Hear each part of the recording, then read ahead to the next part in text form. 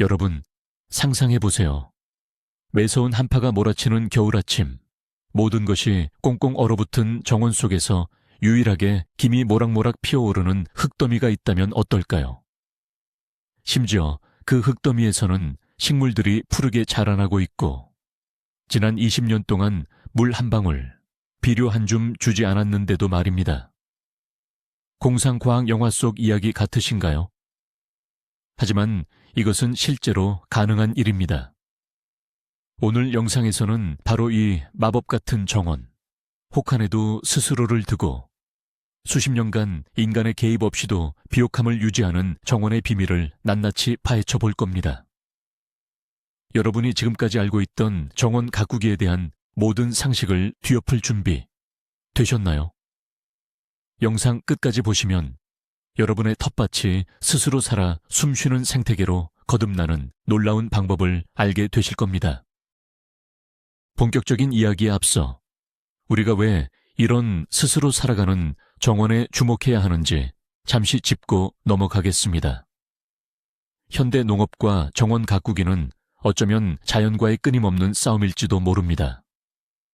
우리는 땅을 갈아엎고 부족한 양분을 화학 비료로 채워넣고 목마른 식물에게 끝없이 물을 공급해야 하죠.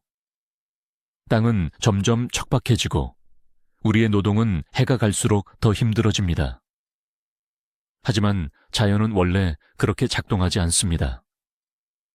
수천 년 된 숲을 생각해 보세요. 누가 숲에 물을 주고 비료를 주나요?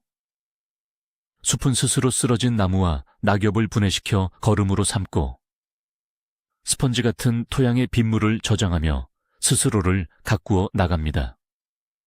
오늘 우리가 이야기할 비밀은 바로 이 위대한 자연의 시스템, 특히 숲의 바닥에서 일어나는 순환 원리를 우리 집 앞마당으로 그대로 옮겨오는 아주 특별한 지혜에 관한 것입니다. 이것은 단순한 기술이 아니라 자연과 싸우는 대신 자연과 협력하는 새로운 관점의 시작입니다. 그렇다면 이 마법 같은 정원의 이름은 무엇일까요? 바로 휴겔쿨투어입니다. 독일어로 언덕 또는 흙더미를 의미하는 휴겔과 경작을 의미하는 쿨툴의 합성어죠. 이름 그대로 언덕 재배법 또는 흙더미 농법으로 번역할 수 있습니다. 이 기술은 수백 년 동안 동유럽과 독일 지역에서 전해져 내려온 전통적인 농업 방식입니다. 겉보기에는 그저 흙을 높이 쌓아 올린 두둑처럼 보이지만 그 속에는 놀라운 비밀이 숨겨져 있습니다. 휴겔쿨투어의 핵심은 흙더미의 중심부에 거대한 나무, 통나무, 나뭇가지와 같은 목질 재료를 채워 넣는 것입니다. 이것이 바로 정원의 심장이자 엔진 역할을 하게 됩니다. 이 나무들은 앞으로 수십 년에 걸쳐 아주 천천히 썩고 분해되면서 우리가 상상하지 못했던 놀라운 일들을 해냅니다. 단순히 식물을 심는 공간을 넘어 스스로 열을 내고 물을 저장하며 영양분을 공급하는 하나의 완벽한 소규모 생태계를 만들어내는 것이죠.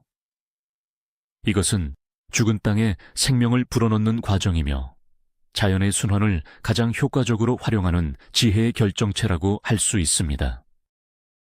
휴겔쿨투어가 어떻게 작동하는지 이해하려면 울창한 숲의 바닥을 떠올려 보는 것이 가장 좋습니다. 숲 바닥에는 수많은 낙엽과 썩어가는 나뭇가지, 쓰러진 고목들이 뒤섞여 있습니다. 이 유기물들은 미생물과 균류의 도움을 받아 서서히 분해되죠.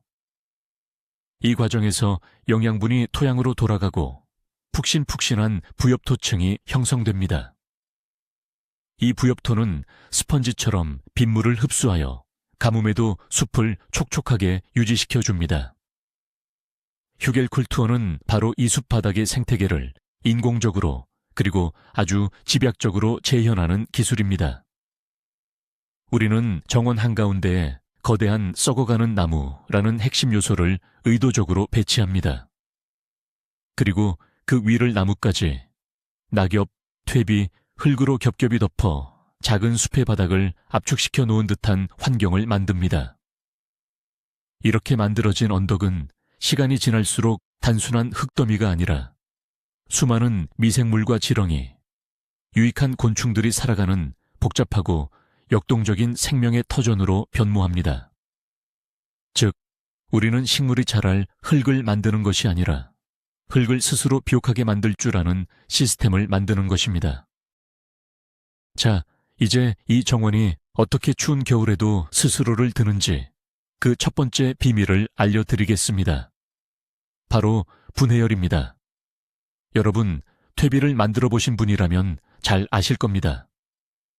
잘 쌓아둔 퇴비 더미에 손을 넣어보면 따뜻한 열기가 느껴지죠. 이것은 수많은 미생물들이 유기물을 분해하면서 에너지를 방출하기 때문입니다.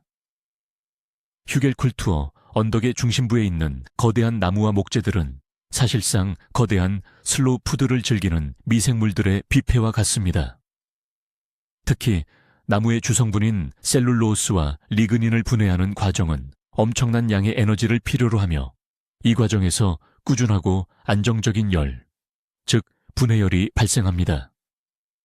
이 열은 흙더미 내부의 온도를 주변 땅보다 몇 도 더 높게 유지시켜 줍니다. 이것은 마치 땅 속에 24시간 꺼지지 않는 보일러를 설치한 것과 같은 효과를 냅니다. 이 미세한 온도 차이가 식물의 뿌리를 냉해로부터 보호하고 이른 봄에는 다른 곳보다 더 빨리 싹을 틔울 수 있게 도와주며 늦가을까지 수확기간을 연장시켜주는 놀라운 결과를 가져옵니다. 혹한 속에서 김이 모락모락 피어오르는 정원은 바로 이 미생물들의 왕성한 활동 덕분인 셈입니다. 두 번째 비밀은 바로 엄청난 수분 저장 능력입니다. 왜 휴겔쿨투어 정원은 20년 동안 물을 줄 필요가 없다고 할까요? 그 해답 역시 언덕의 심장부, 바로 나무에 있습니다. 마른 통나무나 목재는 마치 거대한 스펀지와 같습니다. 비가 오면 이 나무들은 엄청난 양의 물을 흡수하여 자신의 내부에 저장합니다. 그리고 날이 가물어 주변 흙이 마르기 시작하면 스펀지가 물을 짜내듯이 천천히 수분을 주변 토양으로 방출합니다.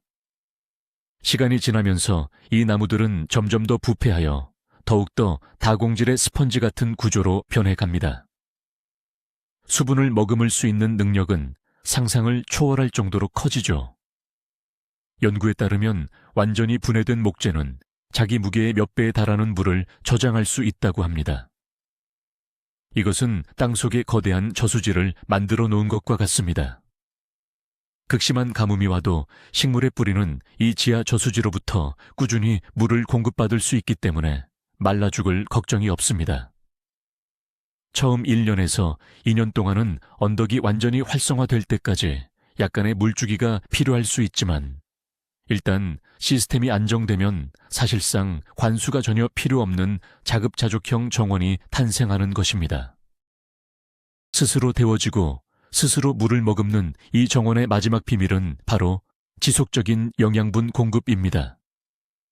우리는 왜 텃밭에 퇴비나 비료를 줄까요?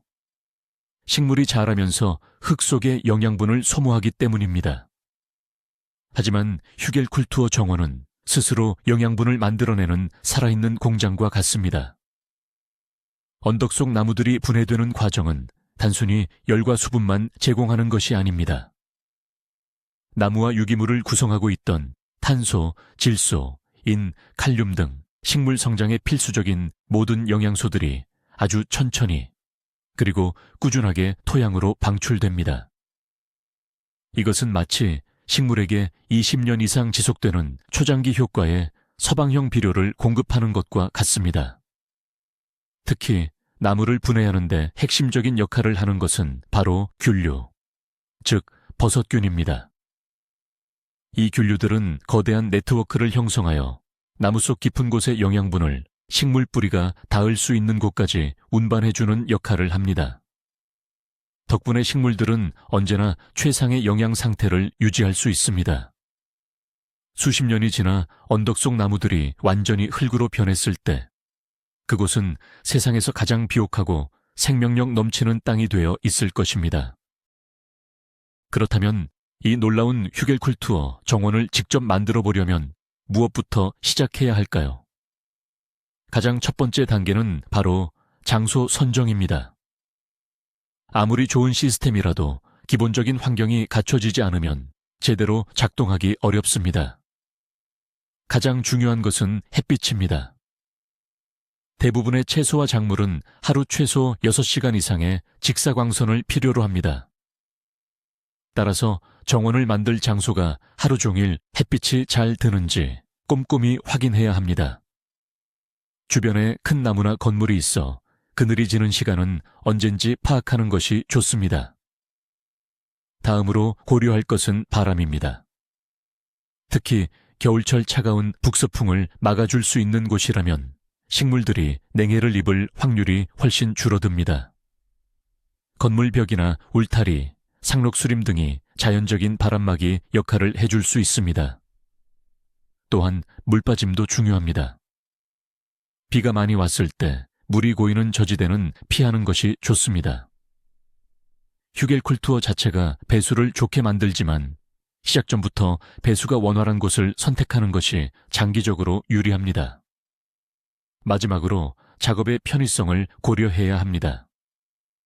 통나무와 같은 무거운 자재를 옮겨야 하므로 차량이나 수레의 접근이 용이한 곳을 선택하는 것이 좋습니다. 장소를 정했다면 이제 가장 중요한 재료, 바로 휴겔쿨투어의 심장이 될 나무를 준비할 차례입니다. 어떤 나무를 사용하느냐에 따라 정원의 수명과 성능이 크게 달라질 수 있습니다. 가장 좋은 선택은 참나무, 단풍나무, 사과나무, 포플러, 자작나무와 같이 단단한 화렵수입니다. 이런 경목 하드우드는 분해되는 속도가 매우 느리기 때문에 20년 이상 오랫동안 꾸준히 열과 영양분을 공급하는 역할을 해줍니다. 굵은 통나무일수록 그 효과가 오래 지속되므로 가능하다면 직경이 15cm 이상 되는 굵은 나무를 구하는 것이 좋습니다. 반면에 소나무, 가문비나무, 전나무와 같은 침엽수는 화렵수보다 분해 속도가 빠릅니다. 그래서 정원의 수명은 조금 짧아지지만 초기 몇 년 동안은 더 빠르게 영양분을 공급한다는 장점이 있습니다. 초보자에게는 구하기 쉬운 침엽수로 시작하는 것도 좋은 방법입니다. 하지만 반드시 피해야 할 나무들도 있습니다. 예를 들어 다른 식물의 성장을 억제하는 타감작용 물질을 내뿜는 호두나무나 방부 성분이 강해 잘 썩지 않는 삼나무, 아카시아나무 등은 휴겔쿨투어 재료로 적합하지 않습니다. 주변에서 쉽게 구할 수 있는 나무의 종류를 미리 파악하고 그 특성을 알아보는 것이 중요합니다. 정원의 뼈대가 될 굵은 나무들을 준비했다면 이제 그 사이사이를 채워줄 다양한 유기물 재료들을 모아야 합니다. 휴겔쿨투어는 일종의 거대한 퇴비 더미와 같아서 다양한 재료를 섞어줄수록 미생물 활동이 활발해지고 영양 균형도 좋아집니다. 재료는 크게 갈색 재료와 녹색 재료로 나눌 수 있습니다. 갈색 재료는 탄소 함량이 높은 마른 재료들을 말합니다. 예를 들어 장아지, 나무십 낙엽, 톱밥, 나무껍질, 마분지, 신문지 등이 여기에 해당됩니다. 이들은 흙의 통기성을 좋게 하고 미생물에게는 에너지원 역할을 합니다. 녹색 재료는 질소 함량이 높은 신선한 재료들입니다. 갓 베어낸 풀, 주방에서 나오는 채소 찌꺼기, 커피 찌꺼기, 가축의 분뇨, 완전히 부숙되지 않아도 괜찮습니다. 등이 있습니다. 이 녹색 재료들은 미생물의 활동을 폭발적으로 촉진시켜 분해열을 높이는 점화 역할을 합니다. 주변의 산이나 들, 이웃집 정원에서 나오는 재료들을 적극적으로 활용해 보세요. 잔디 깎은 후 남은 풀, 전정한 나뭇가지, 떨어진 낙엽 등은 모두 훌륭한 재료가 됩니다. 다양한 재료를 충분히 모아두는 것이 성공적인 휴겔쿨투어 만들기의 핵심입니다. 모든 재료가 준비되었다면 이제 본격적으로 휴겔쿨투어 언덕을 쌓아 올릴 차례입니다. 가장 먼저 할 일은 언덕의 기반을 만드는 것입니다. 전통적인 방식은 땅을 약 30cm 깊이로 파내고 그곳에 가장 큰 통나무를 배치하는 것입니다. 땅을 파면 몇 가지 장점이 있습니다. 첫째, 통나무가 땅속 수분을 더 효과적으로 빨아들일 수 있습니다.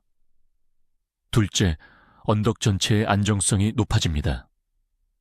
파낸 흙은 나중에 언덕을 덮는 데 사용할 수 있어 일석이조입니다. 하지만 땅을 파는 것이 필수는 아닙니다. 땅이 너무 단단하거나 돌이 많아 파기 어려운 경우, 혹은 허리케인 농법처럼 무경운을 선호하는 경우에는 땅 위에 바로 통나무를 쌓아 올려도 괜찮습니다. 이 경우 언덕의 경계선을 명확히 하기 위해 주변에 돌이나 벽돌로 테두리를 만들어주면 좋습니다. 중요한 것은 가장 크고 단단한 통나무를 맨 아래에 배치하는 것입니다. 이 통나무들이 앞으로 수십 년간 정원을 지탱할 기초이자 수분과 영양의 핵심 공급원이 될 것이기 때문입니다. 통나무들을 서로 최대한 밀착시켜 빈 공간이 적게 생기도록 배치하는 것이 요령입니다. 휴겔쿨투어 만들기의 핵심 원리는 바로 층층이 쌓기입니다. 이것은 마치 맛있는 라자냐나 시루떡을 만드는 것과 같습니다. 각기 다른 특성을 가진 재료들을 순서대로 겹겹이 쌓아 올림으로써 공기의 흐름을 원활하게 하고 수분을 적절히 유지하며 다양한 미생물이 조화롭게 활동할 수 있는 최적의 환경을 만들어주는 것입니다. 맨 아래 가장 큰 통나무층 위에는 그보다 작은 나뭇가지나 장아지들을 쌓아 올립니다. 이 층은 큰 통나무 사이에 빈 공간을 채워주면서 공기가 순환할 수 있는 통로를 확보해주는 중요한 역할을 합니다. 그 다음 층에는 낙엽, 톱밥, 마분지와 같은 마른 갈색 재료들을 두껍게 덮어줍니다. 이 층은 수분을 머금고 미생물들에게 풍부한 탄소를 공급합니다. 그 위에는 신선한 풀, 음식물 쓰레기, 가축 분뇨와 같은 젖은 녹색 재료층을 쌓습니다. 이 질소질 재료들은 미생물 활동의 기폭제가 되어 분해 과정을 빠르게 촉진시킵니다. 이런 식으로 갈색 재료층과 녹색 재료층을 번갈아 가며 쌓아 올리다 보면 복잡하고 이상적인 유기물층이 형성됩니다. 각 층을 쌓을 때마다 물을 충분히 뿌려주면 재료들이 서로 밀착되고 초기 분해 과정에 필요한 수분을 공급해 줄 수 있어 더욱 좋습니다. 이제 각 층을 좀 더 자세히 살펴보겠습니다. 가장 아래에 위치하는 통나무층은 휴겔쿨투어의 성패를 좌우하는 가장 중요한 부분입니다. 왜 하필 크고 단단한 통나무일까요? 작은 나뭇가지나 톱밥만으로는 수십 년간 지속되는 효과를 기대하기 어렵습니다. 작은 재료들은 몇 년 안에 모두 분해되어 버리기 때문입니다. 하지만 굵은 통나무, 특히 참나무와 같은 단단한 화렵수는 완전히 흙으로 돌아가는데 20년, 30년 혹은 그 이상의 시간이 걸립니다. 이것은 정원 아래에 아주 오랫동안 타오르는 저온의 용광로를 설치하는 것과 같습니다. 이 통나무들은 오랜 세월에 걸쳐 서서히 분해되면서 다른 어떤 비료도 흉내낼 수 없는 꾸준하고 안정적인 영양분을 공급합니다. 또한 시간이 지날수록 점점 더 스펀지처럼 변해가는 통나무는 가뭄을 이겨내는 핵심적인 지하 저수지 역할을 하게 됩니다. 가능하다면 직경 15cm 이상의 통나무를 구하고 이들을 최대한 촘촘하게 피라미드 형태로 쌓아 올려 안정적인 구조를 만드는 것이 중요합니다. 이 첫 단추를 잘 꿰는 것이 장기적인 성공의 비결입니다. 통나무 뼈대 위에 올라가는 나뭇가지 층은 골격 사이의 혈관과 근육 같은 역할을 합니다. 이 층은 통나무들 사이에 큰 빈틈을 메워주는 1차적인 목적이 있습니다. 만약 이 공간을 흙으로만 채우려 한다면 엄청난 양의 흙이 필요할 뿐만 아니라 시간이 지나면서 흙이 아래로 모두 빠져나가 언덕이 주저앉게 될 것입니다. 나뭇가지와 장아지들은 서로 얽히면서 구조적인 안정성을 더해주고 흙이 유실되는 것을 막아줍니다. 또한 나뭇가지층은 공기순환에 매우 중요한 역할을 합니다. 굵은 통나무만으로는 공기가 통하기 어려운 빽빽한 구조가 될 수 있지만 불규칙한 형태의 나뭇가지들이 만들어내는 수많은 미세한 공간들은 산소를 좋아하는 호기성 미생물들이 활동할 수 있는 완벽한 환경을 제공합니다. 이는 효율적인 분해를 위해 필수적입니다. 전지 작업 후 나온 과수원 나뭇가지, 숲에서 주워온 장아지 등 어떤 것이든 좋습니다. 통나무층 위에 최소 20cm에서 30cm 두께로 꼼꼼하게 덮어주고 발로 밟아주어 단단하게 자리를 잡도록 하는 것이 좋습니다. 뼈대와 골격을 완성했다면 이제 엔진을 점화시킬 차례입니다. 바로 녹색 재료층의 역할이죠. 흔히 퇴비를 만들 때 질소N과 탄소C, I 비율, 즉 C/NU를 맞추는 것이 중요하다고 말합니다. 녹색 재료는 질소 함량이 높아 미생물들의 먹이가 되고 이들의 번식을 폭발적으로 늘리는 역할을 합니다. 잔디 깎고 난 풀, 잡초, 주방에서 나온 채소 껍질, 과일 껍질, 커피 찌꺼기 등을 2층에 두껍게 깔아줍니다. 만약 가축 분뇨, 예를 들어 닭똥이나 소똥, 말똥 등을 구할 수 있다면 금상첨화입니다. 가축 분뇨에는 이미 수많은 유익한 미생물들이 포함되어 있어 분해 과정을 훨씬 더 빠르고 강력하게 만들어줍니다. 이 녹색 재료층이 바로 초기 분해열을 발생시키는 주역입니다. 이 층이 두꺼울수록 더 높은 열이 발생하여 추운 지역에서도 식물 뿌리를 보호하는 효과가 커집니다. 다만 너무 한 종류의 재료만 사용하기보다는 다양한 녹색 재료를 섞어주는 것이 영양학적으로나 미생물 다양성 측면에서나 훨씬 더 이롭습니다. 2층을 쌓은 후에는 물을 흠뻑 뿌려주어 미생물 활동을 촉진시켜야 합니다. 이제 거의 마지막 단계입니다. 유기물층을 모두 쌓았다면 이 모든 것을 부드럽게 감싸줄 마무리층을 올려야 합니다. 이 층은 크게 두 부분으로 나눌 수 있습니다. 첫 번째는 퇴비층입니다. 잘 부숙된 퇴비나 부엽토를 5cm에서 10cm 두께로 덮어줍니다.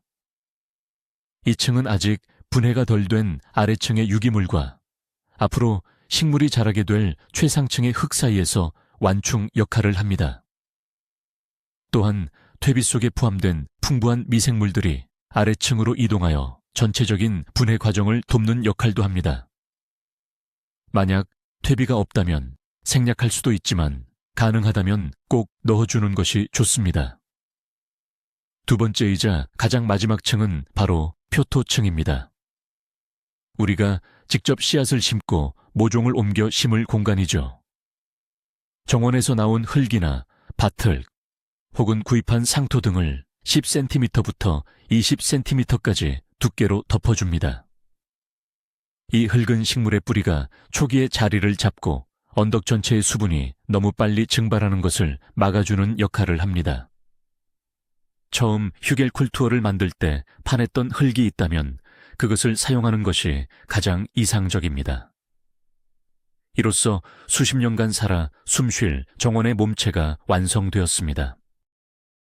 휴겔쿨투어를 만들 때 그 모양에도 특별한 의미가 있습니다. 왜 굳이 평평한 밭이 아니라 길고 둥근 언덕 모양으로 만들까요? 여기에는 몇 가지 과학적인 이유가 숨어 있습니다. 첫째, 표면적이 넓어집니다. 같은 면적의 평평한 땅보다 볼록하게 솟아오른 언덕은 식물을 심을 수 있는 표면적이 훨씬 더 넓습니다. 특히 경사면을 활용하면 키가 큰 식물과 작은 식물을 입체적으로 배치하여 공간 효율을 극대화할 수 있습니다. 둘째, 다양한 미세 기후가 형성됩니다. 햇빛이 잘 드는 남쪽 경사면은 따뜻하고 건조한 환경을 좋아하는 허브나 지중해 작물에 적합합니다. 반면 그늘이 지는 북쪽 경사면은 서늘하고 습한 환경을 좋아하는 상추나 시금치 같은 엽채류를 키우기에 좋습니다. 언덕의 꼭대기는 배수가 잘 되어 뿌리가 깊게 뻗는 작물에 유리하고 아랫부분은 수분이 많이 모여 물을 좋아하는 작물에 적합합니다.